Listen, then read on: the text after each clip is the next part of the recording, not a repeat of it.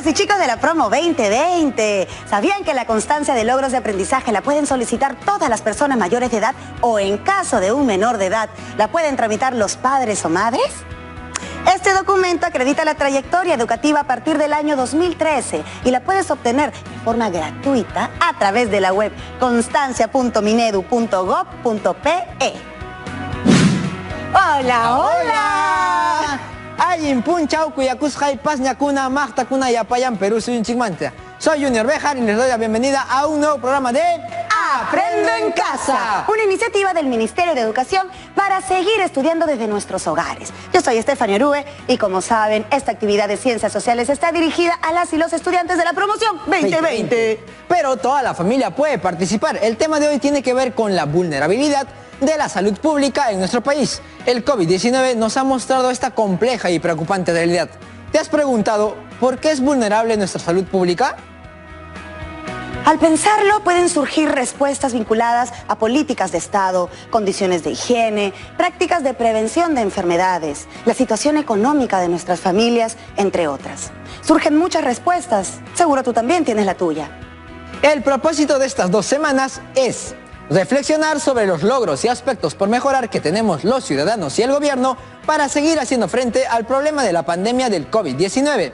Ello a partir de analizar diversas fuentes sobre cuál fue el factor más influyente en el logro y o resultado desfavorable de las políticas de gobierno de Augusto B. Leguía ante el problema de salud pública entre los años 1919 y 1930. Y tu reto luego de estas 2 semanas será elaborar un texto argumentativo para dar respuesta a la pregunta: ¿cuál fue el factor más influyente en el logro y o resultado desfavorable de las políticas del gobierno de Augusto B. Leguía ante el problema de la salud pública en el Perú entre 1919 y 1930?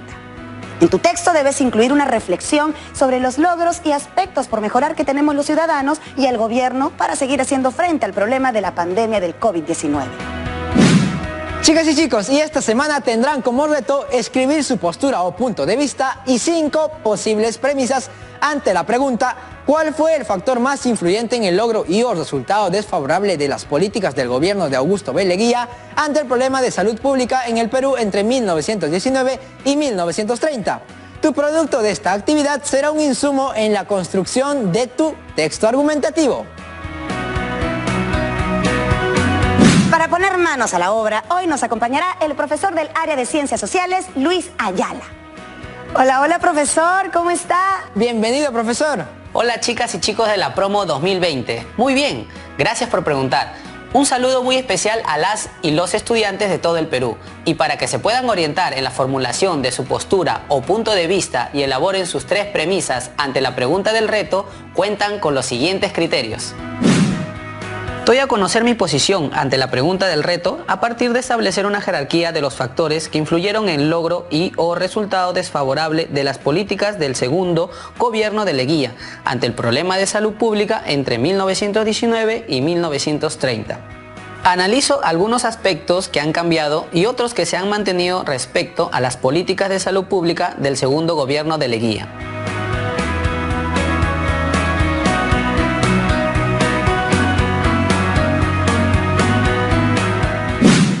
Que queda más claro cómo alcanzarán el reto de hoy, ¿se han preguntado quiénes deben velar por nuestro derecho a la salud? El derecho a la salud pertenece a los derechos sociales, económicos y culturales de la humanidad. Por lo tanto, se convierte en un deber del Estado proteger nuestra salud. De ahí que la Constitución Política del Perú, vigente, en su artículo 7º, declara lo siguiente: todos tienen derecho a la protección de su salud, la del medio familiar y la de la comunidad, así como el deber de contribuir a su promoción y defensa. La persona incapacitada para velar por sí misma a causa de una deficiencia física o mental tiene derecho al respeto de su dignidad y a un régimen legal de protección, atención, readaptación y seguridad. Entonces, el cuidado de la salud debería ser una de las mayores prioridades que tienen nuestras autoridades. Estoy de acuerdo, y para iniciar el análisis del rol del Estado en la salud pública, empezaremos definiendo algunos conceptos básicos sobre la salud, adaptados del Diccionario de la Lengua Española. Salud pública. Es el conjunto de condiciones mínimas de salubridad de una población determinada que los poderes públicos tienen la obligación de garantizar y proteger.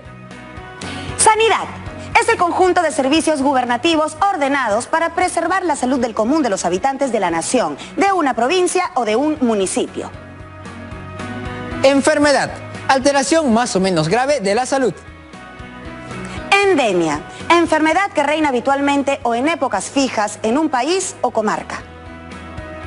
Epidemia, es la enfermedad que se propaga durante algún tiempo por un país, acometiendo simultáneamente a gran número de personas. Pandemia, enfermedad epidémica que se extiende a muchos países o que ataca a casi todos los individuos de una localidad o región.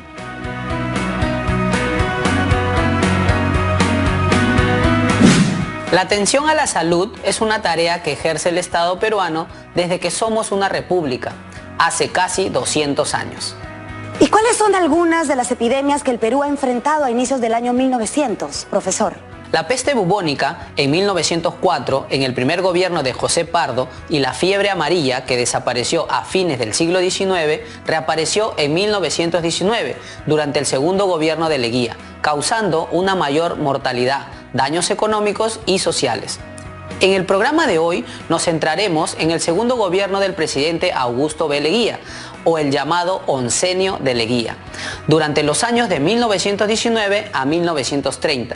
Para ubicarnos mejor, revisemos la siguiente línea de tiempo.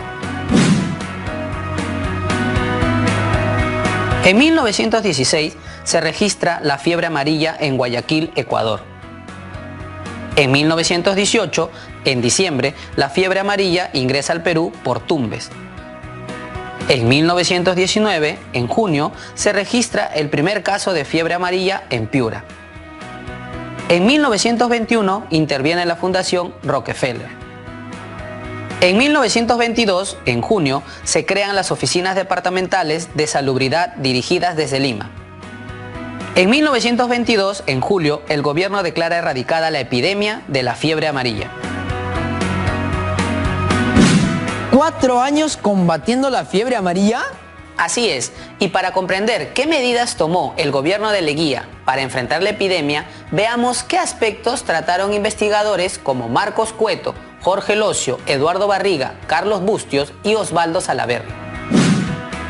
En ese tiempo, el cuidado de la salud pública iba transitando de una atención vista desde el rol de la claridad brindada por órdenes religiosas y la beneficencia pública, a una atención con una mayor participación del Estado, que asocia la salud pública con el aumento de la población, el crecimiento de las ciudades y la producción económica. Por otro lado, la medicina científica tenía un avance limitado, debido a que el enfoque de salud se orientaba por la teoría miasmática, lo cual generó la ingeniería sanitaria y la obsesión por la higiene. Asimismo, las enfermedades se asociaban a la condición socioeconómica. La mayoría de enfermos provenían de barrios pobres, donde existían condiciones de hacinamiento, tugurización y escasa higiene, por lo cual se consideraba que las epidemias eran típicas de los denominados sectores populares. ¿A qué se refiere con que la medicina de inicios del siglo XX se regía por la teoría miasmática? Este enfoque médico promovía un conjunto de medidas que buscaba cambiar las condiciones de salubridad de las ciudades, incluyendo el comportamiento de los ciudadanos. ¿Cómo así, profesor?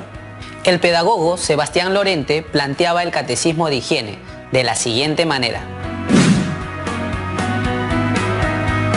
En la atmósfera deben evitarse los vientos que vienen de lugares impuros, como cementerios y pantanos, que soplan con mucha fuerza, que son muy destemplados o traen mucho polvo.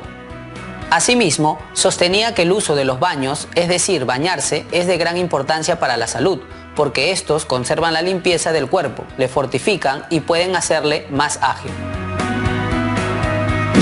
En los inicios del siglo pasado era una idea extendida que la higiene personal garantizaba en gran medida la salud, para lo cual se impulsaban medidas de cuidados del cuerpo.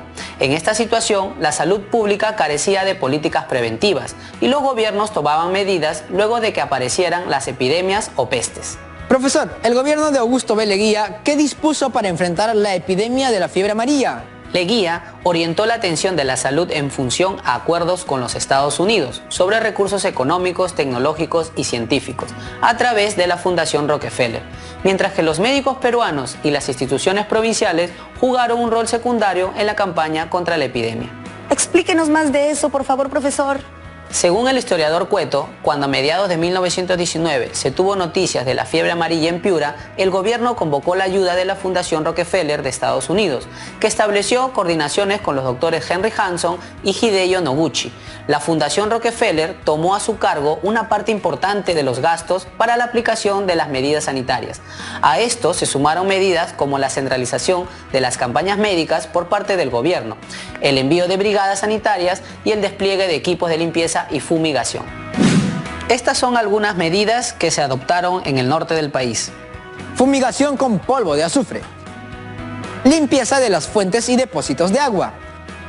Cuarentena departamental para evitar que las personas huyan por el sur de Piura. Cierre de los puertos como en el caso de Paita. Prohibición de reuniones sociales y misas luego de las 6 de la tarde. Seguro algunas de ellas ayudaron mucho a evitar la propagación de la fiebre amarilla. Así es, pero como señala el investigador Cueto, la mayoría de las medidas adoptadas por Leguía resultaron inefectivas. ¿Por qué, profesor? Entre los motivos, según lo que indica el historiador Cueto, fue debido a la oposición de comerciantes y artesanos a la cuarentena y a las quejas de los pobladores por las medidas de fumigación y limpieza. Las medidas, además, fueron cuestionadas por un grupo de médicos locales. ¿Y qué pasó entonces? En esas condiciones, la fiebre amarilla se propagó por Lambayeque y La Libertad hasta el norte de Ancash. ¡Qué interesante! Varias cosas parecidas a la actualidad. Profesor, ¿y qué noticias se tenía de la actitud de los habitantes frente a las medidas del gobierno? El médico peruano Carlos Zapata, que estudiaba el tratamiento de la epidemia, daba su apreciación en 1921 en la revista Anales, de la Facultad de Medicina de la Universidad de San Marcos. Pero no solo ha pasado esto, las discusiones sobre la naturaleza de la enfermedad han contribuido junto con la falta de actividad y energía de parte de las autoridades, tanto políticas como municipales, a que la epidemia se enternice en el departamento. Y la fiebre amarilla, que hubiera podido terminar en un mes, como lo dijo el doctor Hanson en su oficio a la Dirección de Salubridad, se hará endémica en el departamento de Piura y producirá su ruina, siendo de ello responsable la indiferencia y hostilidad del público y la negligencia de las autoridades. Entonces, según esta fuente, hubo responsabilidad tanto de la población como del gobierno. Veamos lo que señala la Fundación Rockefeller en su 8º informe anual. El doctor Hanson probó la fumigación, sueros y vacunas, las mismas que resultaron inútiles. En ese esfuerzo encontró que en un determinado tipo de peces eliminaban las larvas del mosquito que provocaba la fiebre amarilla. Entonces se trasladaron miles de peces desde Chiclayo y se colocaron en los depósitos de agua de ciudades y centros poblados, lo que originó la reducción de los focos infecciosos hasta la eliminación de la epidemia. ¡Qué interesante medida adoptada por el doctor Hanson! Ahora veamos 3 imágenes que reflejan 3 aspectos del esfuerzo por controlar la fiebre amarilla en el Perú durante 1921. En esta primera imagen se aprecia a un inspector sanitario con el equipo que llevaba para realizar sus rondas. En esta segunda foto vemos la acción de almacenar un recipiente de agua con peces pequeños para devorar las larvas del mosquito de fiebre amarilla. Y en esta imagen se está vaciando el recipiente como paso previo a volver a llenarlo con agua pura y colocar peces. La atención a la población con tratamiento médico y determinadas técnicas sanitarias también ayudaron a controlar la epidemia. El doctor Hanson estimaba que de un total de 15.000 casos de fiebre amarilla, 1.500 fallecieron hasta 1921. Y de esos, unos 10.000 casos corresponderían al departamento de Lambayeque. Me imagino que, al igual que nuestro gobierno, el presidente Leguía mantenía comunicación con el pueblo. En esa época no había televisión. Sin embargo, en su mensaje a la nación ante el Congreso Nacional el 28 de julio de 1922, Leguía dijo lo siguiente. El acontecimiento sanitario de más importancia realizado en el año ha sido la feliz terminación de la campaña contra la fiebre amarilla. Tal enfermedad que invadió nuestros territorios en 1919, propagación de foco endémico que, durante muchos años, existiera en Guayaquil. Hizo estragos en los departamentos de Piura primero y de Lambayeque y La Libertad después, ocasionando no pocas víctimas, obligando al Estado a adoptar una serie de medidas de profilaxis que motivaron inevitablemente las restricciones en el tráfico de nuestra costa. La vigorosa y eficaz campaña emprendida por el gobierno obtuvo los mejores resultados en el departamento de Piura. Empero, habiéndose extendido la epidemia hasta los departamentos últimamente citados, el gobierno aceptó el generoso concurso que ofreció para combatirla la institución Rockefeller, y bajo la hábil y entusiasta dirección del renombrado médico americano, Dr. Henry Hanson, la campaña continuó hasta la extinción de la epidemia. Chicas y chicos, no olviden ver las ventajas y desventajas que nos ofrecen las fuentes como este discurso. Por ejemplo, fuente de primera mano que puede ser usado en su respuesta a la pregunta del reto. Les comento que Leguía también implementó reformas sobre la higiene pública y la política sanitaria en general. Veamos alguna de ellas que el doctor Sebastián Lorente señala en el informe que presenta en la primera conferencia panamericana de directores de servicios de sanidad pública celebrada en 1926 en Washington. Reglamentación del ejercicio de las profesiones médicas. Reorganización del servicio sanitario y hospitalario en la República. Reglamentación de las construcciones urbanas y la habitación rural. Organización de la estadística demográfica. Policía mortuaria y de cementerios. Higiene y seguridad industriales y aplicación de la ley de accidentes del trabajo. No sabía que eso venía desde Leguía. Reglamento sanitario de ferrocarriles, tranvías, etc. Control y vigilancia de los sueros, vacunas y el comercio de drogas tóxicas.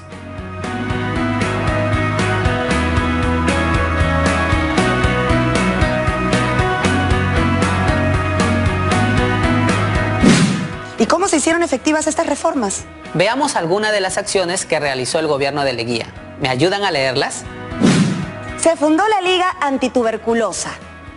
Se estableció la Junta de Defensa del Niño. Se inauguraron en Lima el Hospital Arzobispo Loaiza y el Hospital del Niño. Se fundó el Instituto del Cáncer. Se fundó la Liga Nacional Antivenérea. Se estableció la Oficina Técnica Sanitaria como dependencia de la Salubridad Pública. Se estableció la Dirección de Higiene Industrial. Se realizaron obras de agua y desagüe en Cusco, Arequipa, Puno, Pacasmayo e Iquitos y algunos distritos de Lima.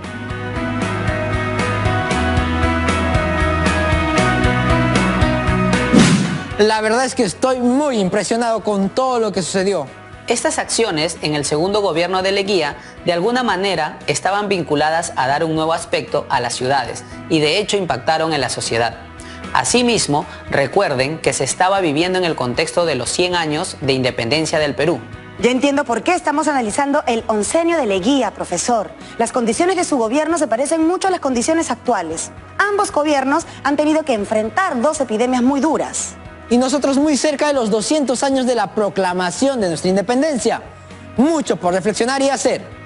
Es verdad. Ambos, además, teniendo que enfrentar enormes retos en cuanto a la salud pública y a puertas de celebraciones muy importantes, como son el centenario para el segundo gobierno de Leguía y el bicentenario de nuestro gobierno actual. En esta tarea nos involucramos todos, profesor, y más aún ustedes, chicas y chicos de la generación bicentenario. En esta experiencia de aprendizaje asumen un rol de investigadores sociales y seguro están tomando nota de los aportes de las diferentes ideas y fuentes sobre las políticas en salud pública realizadas por Leguía, para ir reflexionando sobre qué factores intervienen en los resultados de dichas políticas. De hecho, Junior, como investigadores, las chicas y chicos, por ejemplo, evaluarán fuentes primarias que les hemos presentado como el mensaje presidencial del gobierno de Leguía y el informe de la Fundación Rockefeller, ambos del año 1922, y también estudios importantes como el que presentó el historiador Marcos Cueto en su libro El regreso de las epidemias. Profesor, entiendo que el cuidado de la salud pública es un deber del Estado y a ese esfuerzo ciudadanas y ciudadanos debemos contribuir. ¿Cómo se considera esta función en las leyes de nuestro país? Nuestra Constitución Política actual, en su artículo 9, declara: El Estado determina la política nacional de salud. El Poder Ejecutivo norma y supervisa su aplicación.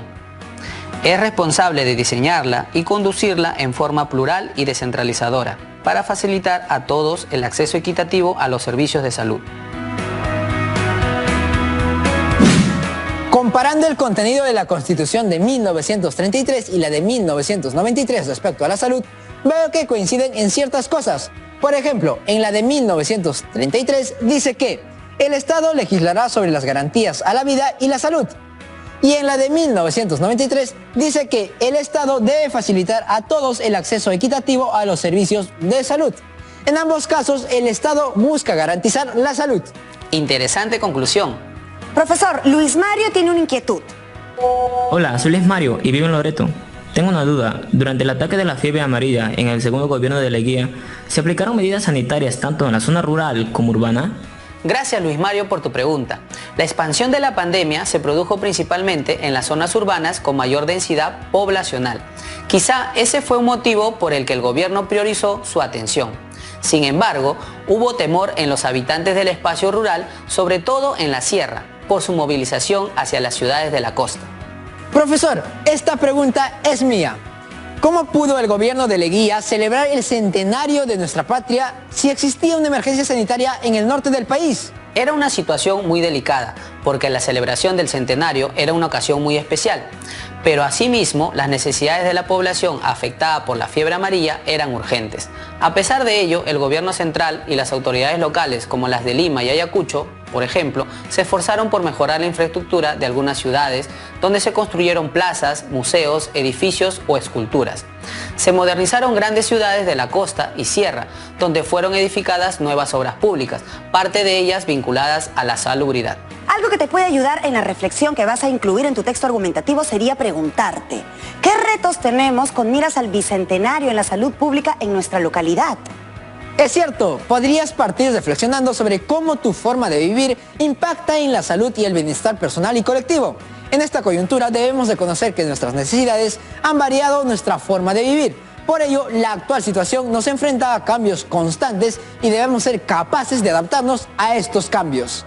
Podrías reflexionar también sobre cómo vas construyendo valores, ideas, actitudes y conductas que te permiten tomar decisiones de manera responsable. En este caso, sobre la salud pública, que es un tema tan presente en la vida cotidiana.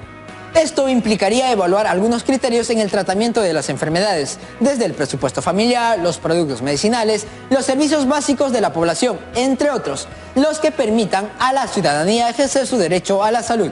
Claro, y seamos conscientes de que la idea de crecer en un país sano y emprendedor involucra a nuestra familia y comunidad. Muchas gracias, profesor Luis. Ha sido un programa muy productivo. Gracias a ustedes. Les mando un fuerte abrazo hasta sus casas. Eso sí, con el respectivo distanciamiento social. O sea, algo así. Hasta pronto. Muy bien. El día de hoy hemos reflexionado sobre las políticas de salud públicas en el contexto de pandemia por el que venimos atravesando, a partir de examinar algunas de las políticas de salud realizadas durante el segundo gobierno de Leguía, entre 1919 a 1930. Ahora te toca a ti, querida Promo 2020. Revisa los apuntes que tomaste en este programa, así como otras fuentes confiables, y conversa con tu familia sobre qué medidas de salud ha asumido el gobierno actual desde el inicio de la pandemia para evitar su rápida propagación y cómo estamos contribuyendo en la ejecución de dichas políticas de salud. Tu reto para hoy es escribir tu postura y 5 posibles premisas ante la pregunta: ¿cuál fue el factor más influyente en el logro y o resultado desfavorable de las políticas del gobierno de Augusto B. Leguía ante el problema de salud pública entre 1919 y 1930?